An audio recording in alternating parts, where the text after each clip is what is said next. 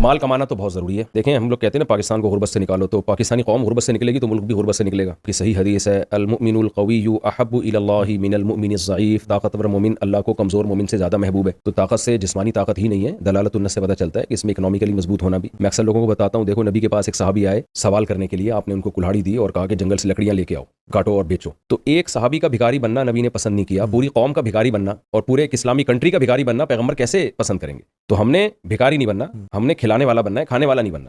اس کے لیے محنت کرنی پڑے گی, کمانا پڑے گا, زور لگانا پڑے گا, سستی کو ختم کرنا پڑے گا. اسلام میں جو غربت کے فضائل ہیں وہ غربت ہے جو اللہ کی طرف سے ہو, وہ غربت نہیں ہے جس میں ہم مبتلا ہیں, سستی, کاہلی, کچھ بھی نہیں کرتے اور بیٹھ کے وظیفوں میں. پھر مجھے لوگ کہہ رہے ہوتے ہیں کہ مجھے کسی نے یہ وظیفہ بتایا رزق کمانے کا. میں کہتا ہوں بھائی تو 2 گھنٹے اس وظیفے میں لگا سکتا ہے, محنت نہیں کر سکتا اتنی کاروبار میں. دعا مانگو رات کے آخری حصے میں اللہ سے اٹھ کے, تو وہ جو سنت سے ثابت ہے وہ عمل کرو. قوم کو, نوجوانوں کو پیسہ تو کمانا ہے, ورنہ نہ دین کے رہیں گے نہ دنیا کے رہیں گے.